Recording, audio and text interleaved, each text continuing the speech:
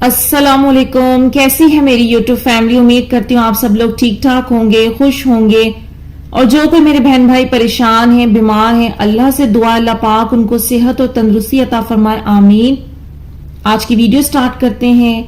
بہت سارے بہن بھائیوں کا سوال بھی ہے اور کچھ شک بھی کہ وہ لائف میں گزر تو بہت زیادہ مشکل وقت سے رہے ہیں، رو رو کر دن رات اللہ سے دعائیں کر رہے ہیں، تو ایسے میں کئی لوگوں کے پاس سورہ دوحہ کی آیتیں آتی ہیں، اشارے ملتے ہیں، تو جہاں وہ ایک لمحے کے لیے خوش ہوتے ہیں، پھر وہیں سوچنے لگتے ہیں کہ کہیں یہ اتفاق تو نہیں ہو سکتا ہے اسلامک پیجز فالو کیے ہوئے ہیں یا ایسی ویڈیوز دیکھتے ہیں جبھی آتی ہیں، تو تھوڑا مزید غور کر لیجئے۔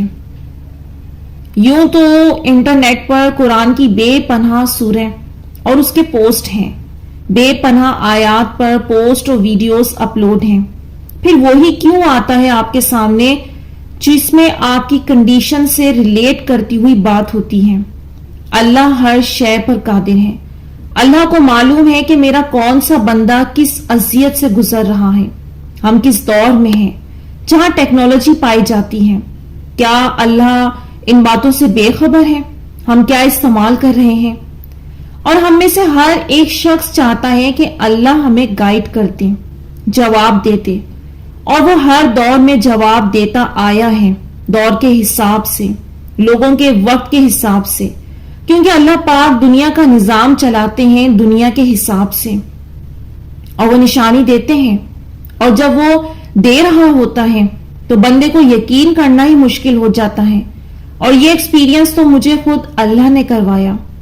میں نے بالکل ایک الگ فیلڈ میں ایجوکیشن لی، بالکل ایک الگ کیریئر میں بہت عرصہ جاب بھی کی، اور دور دور تک مجھے معلوم نہیں تھا کہ میں کبھی یوٹیوب پر یہ کام کروں گی۔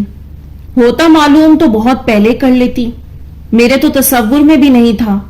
ہاں، ایک جذبہ تھا کہ مخلوق کی خدمت کرنی ہے، ان کو ڈوبے ہوئے لوگوں کو نکالنا ہے، اور عام زندگی میں جتنے لوگ مجھے ملتے تھے میں کرتی تھی یہ کام، لیکن اس پیمانے پر نہیں، اس طرح سے نہیں۔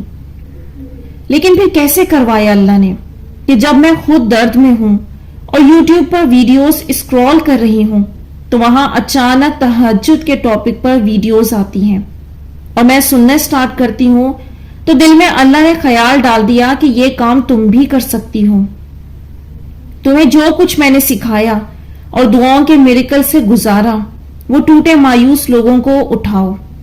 اب دیکھیں، یوں تو بہت سے کانٹینٹ تھے یوٹیوب پر، میں آلریڈی ایک رائٹر بھی تھی، اسٹوری ٹیلر تھی، لیکن پھر وہ سب کچھ کیوں نہیں کیا؟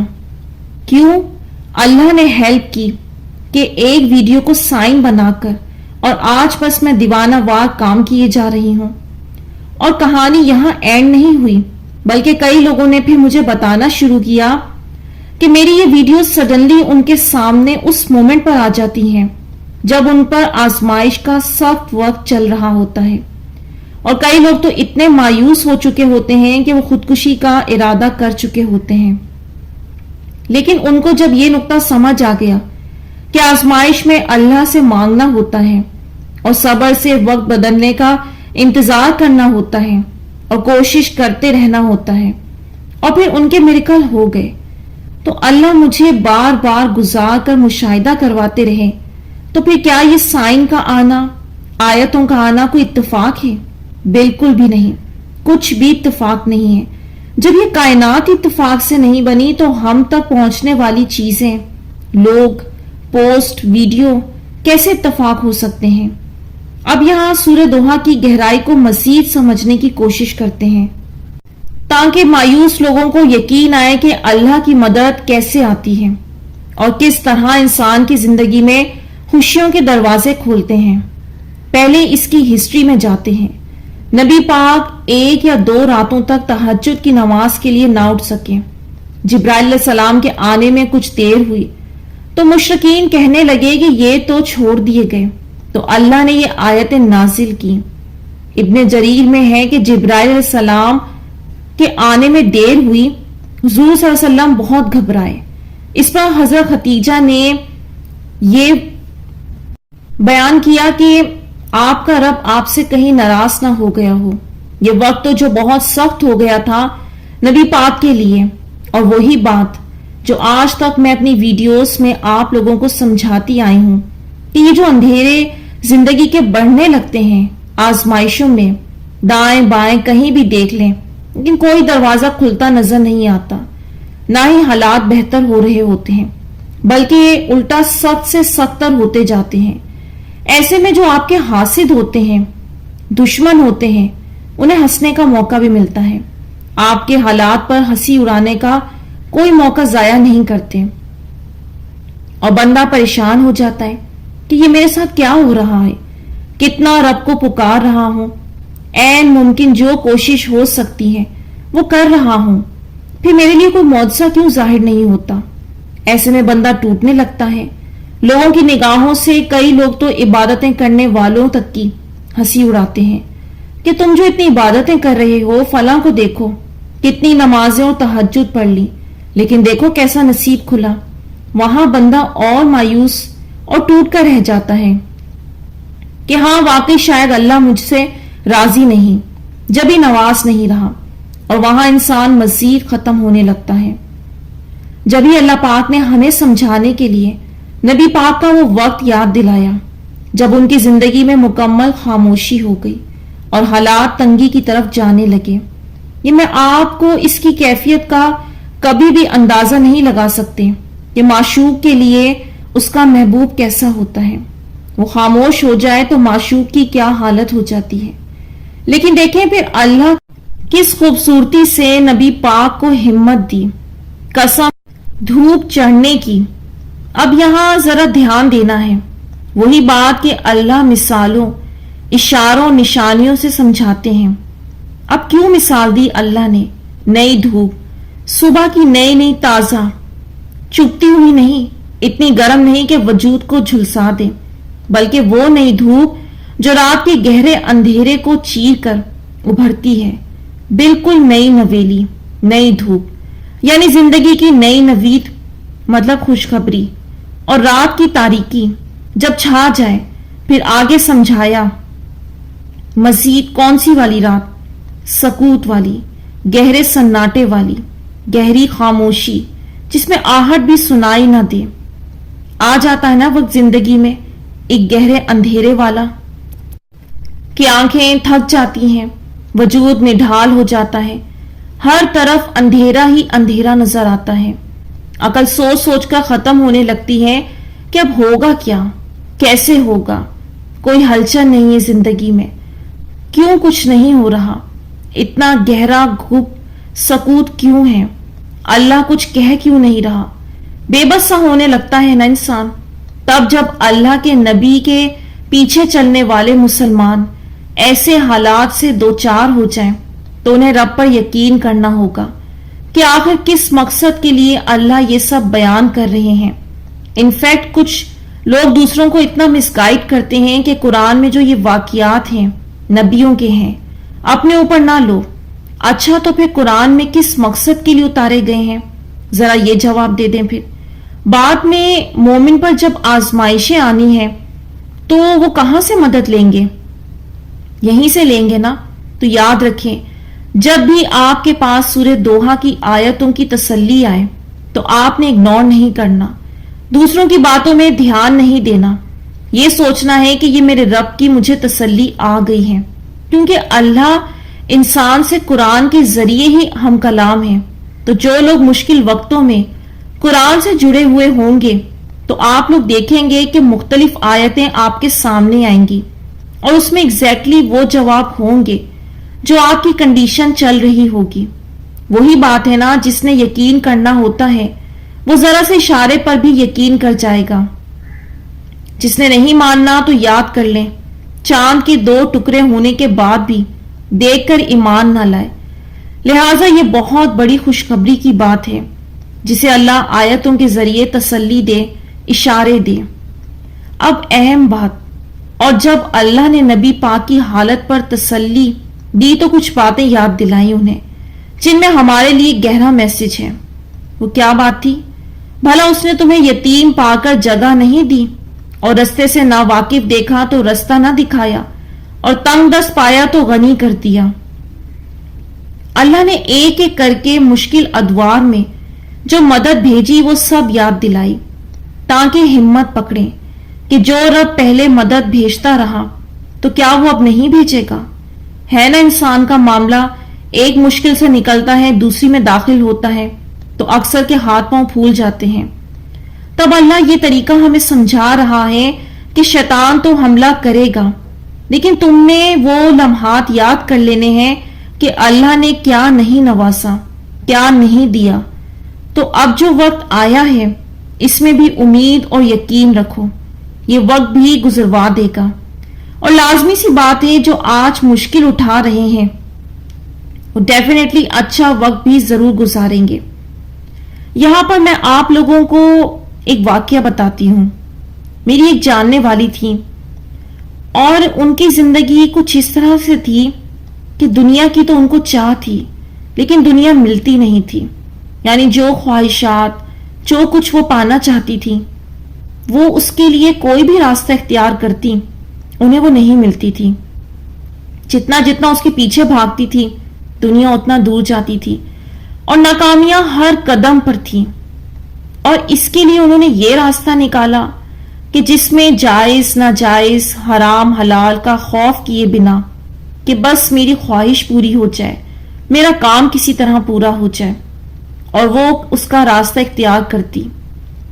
اچھی میری ان سے سلام دعا تھی اور میں یہ سب کچھ خاموشی سے دیکھ رہی تھی۔ اللہ مجھے مشاہدہ کروا رہے تھے، کیونکہ یہ بات میں بچپن سے ہی غور کرتی آ رہی ہوں کہ میں اکثر یہ بات سوچتی تھی کہ اللہ اتنی بڑی بات کہہ رہے ہیں قرآن میں، اتنی بڑی تسلیاں ہیں، پھر یہ ہم سب فالو کیوں نہیں کرتے؟ یہ زیادہ تر گناہوں کی طرف رجحان کیوں ہے؟ کیا اللہ سے مانگنے پر ملتا نہیں ہے؟ تو اللہ نے یہ بات سمجھانے کے لیے پہلے مجھے دعاؤں کی لگن لگوائی، اور جب میں نے وہ مانگا، گر گرا کر مانگا، طلب سے مانگا، کئی سال تک مانگا، اور اس وقت میریکل ہوئے جب میں سوچ بھی نہیں سکتی تھی، تو پھر مجھے یہ تو سمجھ آ گیا ہاں وہ ڈیفینیٹلی دیتا ہے۔ بعض اوقات اس میں دیری پیدا کر دے گا کچھ بھی کسی طرح بھی، لیکن وہ آپ کو مل جاتا ہے۔ پھر میں خوش ہو گئی کہ یہ تو بہت اچھا ہے کہ اس سے تو ہم گناہ سے بچ سکتے ہیں۔ تو میں یہ سوچتی تھی کہ اب میں یہ بات لوگوں کو کیسے سمجھاؤں، کیونکہ مجھے اپنے ارد گرد یہ چیز زیادہ نظر آتی تھی کہ لوگ ایسی باتوں کو سنتے تو ہیں پر عمل نہیں کرتے، کیونکہ لوگوں کے مائنڈ سیٹ کچھ ایسے بن چکے ہیں کہ انہیں لگتا ہے کہ جو کچھ کرنا ہے وہ ہم نے خود ہی کرنا ہے، اور جیسے سارا اختیار ہی انہی کے ہاتھوں میں ہو۔ مجھے بہت کم عمر میں اللہ نے یہ بات سمجھا دی تھی، اختیار تو صرف اللہ کا ہے، پلان بھی اللہ کا ہے، ہمیں صرف گناہ سے بچنے کا حکم ہے۔ تو بہرحال وہ میں جن خاتون کی بات کر رہی ہوں تو میں ان کی یہ چیز بڑے غور سے دیکھتی رہتی تھی، اپنی زندگی کے معاملات بھی وہ ڈسکس کرتی تھی۔ اب وہ گناہ کرنے کے باوجود بھی ان کو خوشیاں نہیں ملتی تھی، اس طرح سے وقت ان پر تنگ ہوتا گیا، اور وہ ایک وقت ہوتا ہے جب اللہ نے آپ کے ذریعے سے بات کہلوانی ہوتی ہے، اور جب وہ بہت ہی اندھیروں میں آ گئی، بہت شدید والے اندھیروں میں، جو میں کبھی سوچا کرتی تھی کہ ابھی ان کو میری بات سمجھ نہیں آئے گی، شاید جب یہ مکمل اللہ ان کو بے بس کر دے گا تو شاید میری بات ان کو اثر کر جائے، کیونکہ تب تو پھر انسان ہی ہوتا ہے نا کہ اب کوئی بھی ہمیں کچھ بھی حل بتا دے ہم کرنے کو تیار ہیں، اور وہ بھی زندگی کے ایسے مقام میں آ گئی۔ تب میں انہوں نے ایک بات کہی کہ آپ اس بات پر یقین کیوں نہیں کر لیتی کہ اللہ سے مانگنے پر مل جاتا ہے، یہ اندھیرے ختم ہو جاتے ہیں۔ دنیا آپ کے بارے میں کچھ بھی تصور کرے، وہ آپ کو فرش سے اٹھا کر عرش پر ایسا بٹھائے گا کہ آپ سوچ کر حیران رہ جائیں گی، اور جو بھی آپ کی خواہش ہے، بھلے دنیاوی خواہشات ہیں، لیکن اس کے لیے آپ گناہ کا راستہ اختیار نہ کریں، وہ بار بار آپ کو تڑواتا اس لیے ہے کیونکہ آپ اس جانب نہیں آ رہی جو اس نے آپ کو کہا ہے، حکم ہے، وہ آپ کو بچا رہا ہے۔ اب یہ بات تو میں نے انہیں سمجھا دی، ان کے لیے یہ ایک ظاہر سی بات ایک نئی بات تھی، مشکل کام تھا، اور میں اللہ سے دل میں ہمیشہ جب بھی کسی کو یہ بات سمجھاتی ہوں تو یہی دعا کرتی ہوں، اللہ یہ تیرا ہی حکم ہے جو پہنچا دیا ہے، اب آگے کا کام تو خود دیکھ لینا، ان لفظوں کی لاج رکھ لینا، کیونکہ میں چاہتی ہوں یہ بندے تجھ سے جڑ جائیں۔ انہوں نے یہ سب کیا، بالکل مکمل طور پر حرام چھوڑ دیا، اور لگ کر اللہ سے جڑ گئی اور سلولی ان کی لائف چینج ہونا شروع ہوئی. ظاہر ڈیفیکلٹیز آتی ہیں لیکن آہستہ آہستہ آہستہ وہ بلندی کی طرف جانا شروع ہوئی اور جو وہ چاہتی تھی ایگزیکٹلی اللہ وہ عطا کرنا شروع ہو گئے. اور ایک وقت آیا کہ انہیں وہ ہر چیز ملی جس کی ان کو چاہت تھی. یہاں پر ان کا بلیف بن گیا کہ واقعی اللہ دیتا. اور آج وہ دن ہے کہ وہ ان کی سوچ یہ ہو گئی ہے کہ ہاں اللہ ہی دیتا ہے, یہ گناہ کی طرف نہیں جانا. اللہ سب کو گناہوں سے بچائے. کہنے کا مقصد یہ ہے کہ نبی پاک نے دنیا کو کوئی زیادہ پسند نہیں فرمایا, بلکہ پسند ہی نہیں فرمایا. یہ تو عارضی ٹھکانہ ہے. لیکن کچھ لوگ دنیا کو بہت شدت سے چاہتے ہیں, گھر, بنگلہ, گاڑی, اولاد, بہت بہت کچھ جو بھی ہوتا ہے اسٹیٹس. لیکن اس کے لیے بھی میں کہتی ہوں ٹھیک ہے اگر آپ پیچھے نہیں ہٹ رہے, اول تو یہ چاہتیں ہونی نہیں چاہیے دل میں, لیکن اگر آ گئی ہیں تب بھی میں یہ کہوں گی خدا سے ہی رجوع کریں, گناہ کی طرف نہ جائیں. ایک تو ہم یہ غلطی کر رہے ہیں, ہم نے دنیا اپنے دل میں اتنی پال لی.